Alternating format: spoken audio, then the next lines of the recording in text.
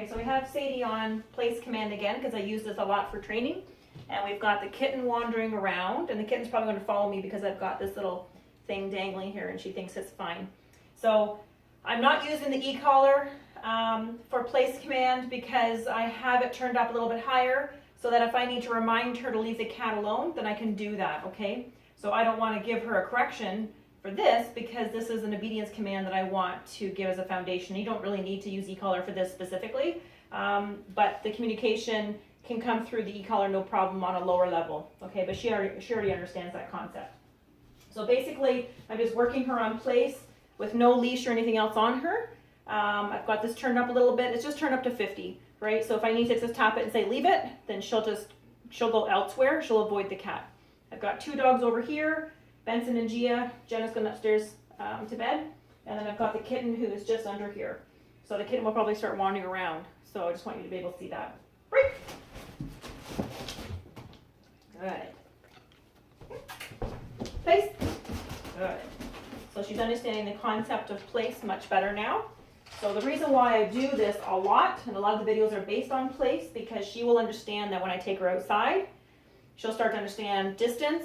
If I tell her to sit, she has to stay there. So she's already had the foundation work of impulse control. So if there's triggers out there, she'll understand that I'm supposed to be paying attention to the handler and not so much about what's around me. The kitten's playing with something over there.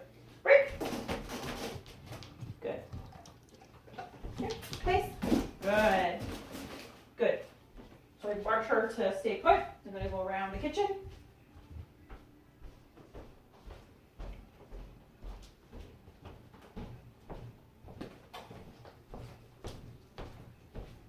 Good.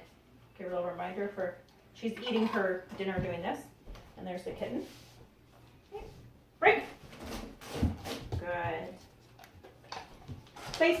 So she just automatically going back to place. I'm going to go the other way. Good.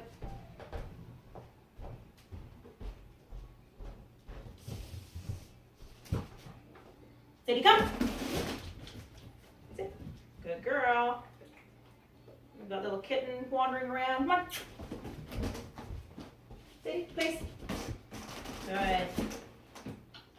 So the difference between when I say come to a dog and to break, if it's less than 6 feet, I'll tell the dog to break because basically I'm telling them you're free. So if she wanted to go left or right, she really has the option to do that. But I'm trying to get her closer to me. So when it's a shorter distance, it's a lot easier for the dog to just come directly to me. If it's past that point, she can get distracted easily, and I want her at that point to come directly to me. So I am going to tell her, Sadie, come. Okay? Good? Break. Girl. Place.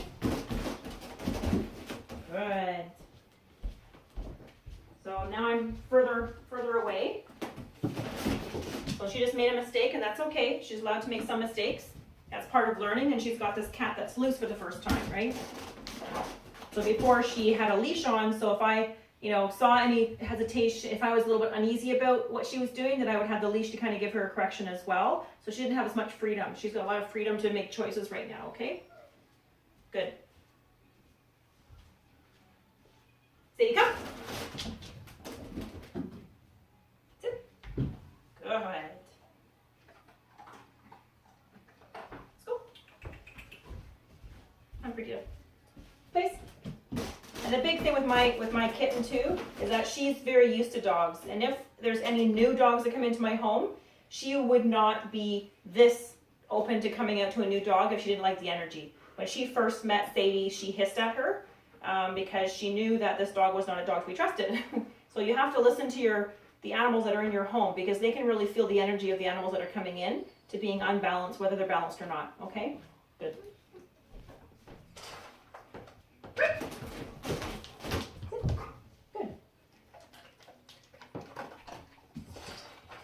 So I haven't had to correct her once for that. Place. Good. Now she's anticipating a little bit, and in the beginning I don't mind that so much, but I won't want her anticipating later on. I'll want to make sure that I mark behavior that I'm asking for, not behavior that she's giving me, okay? Good.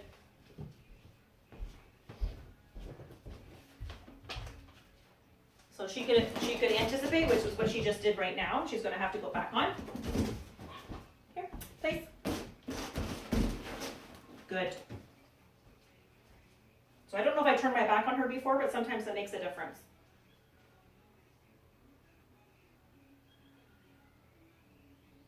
Sadie, come. Good girl. Here, place. So you can also see that she's getting a little bit more silly, the kitten. So the more silly she gets, the more curious Sadie's going to be about her and her movements, right? Good. No. Place. Here. Place. Good girl.